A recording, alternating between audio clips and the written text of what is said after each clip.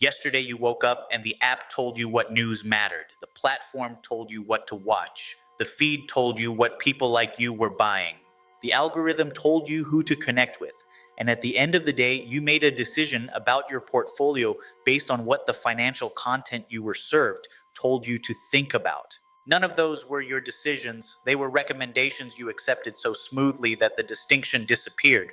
And that disappearance is the most consequential financial development of 2026. Not AI, not rates, not geopolitics, the slow, comfortable replacement of your judgment with someone else's optimization function. Let me inventory a single day. Not dramatically, just precisely. Morning. A recommendation engine decides what information reaches you first. Before your brain has fully activated, the frame for the day is already set. Breakfast. An app suggests what to order based on previous choices. Commute. A playlist curated to your mood keeps you inside a pre-mapped emotional state.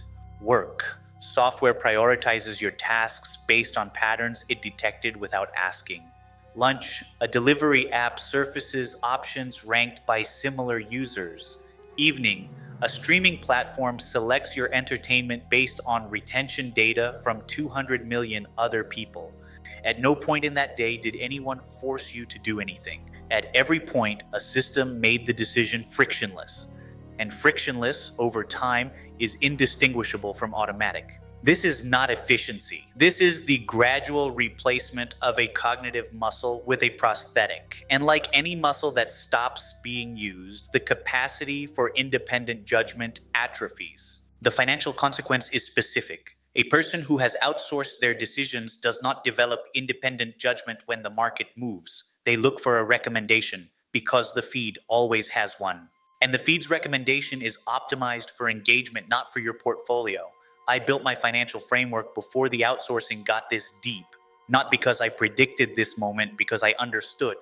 The value of a framework is precisely that it does not require a decision at the moment of pressure. The decision was already made. I want to make the distinction precise, because this is not an argument against using tools. I use tools. I use data, platforms, systems. The distinction is between a person who built a framework and uses tools inside it, and a person who uses tools instead of building one. The first person is directing. The second person is being allocated. And being allocated feels exactly like choosing, until the moment it doesn't. Until the market moves in a direction the algorithm didn't model.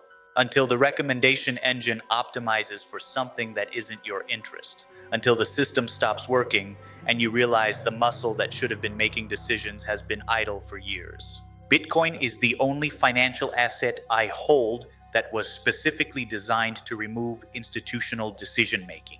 No central bank, no algorithm, no recommendation engine influences its protocol. 21 million, fixed, permanent.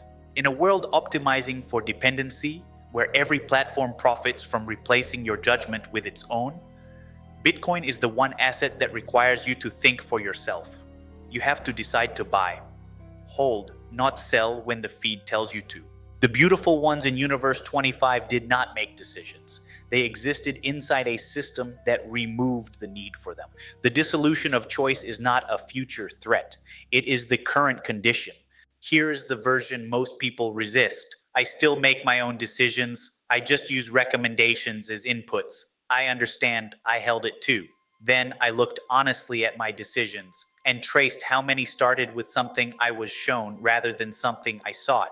There is a meaningful difference between seeking information and being served it. When you seek, you define the question first. When you are served, the question is defined for you and you answer it without noticing. Most financial behavior in 2026 is answering questions defined by someone else's optimization function. These are not neutral questions. They are entry points into a system that profits from your participation, not from your outcome. Here is the framework. Every financial decision passes through three questions. First, does this fit the allocation I decided on? Second, does this require action now? Third, if I feel urgency, where did it come from? Serve me or the platform? Those three questions are a perimeter. Inside, tools are useful. Outside, every tool is a vector for someone else's optimization function. Most people have no perimeter because systems were designed to make it feel unnecessary. One action. Before your next financial decision, stop for 60 seconds and ask, where did the impulse originate? Did you seek the information or were you served it? As data, not judgment. Tell me whose framework you are inside.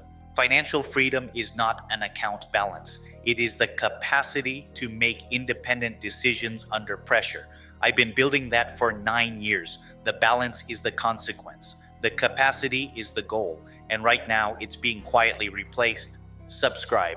Next, the most overlooked macro thesis of 2026.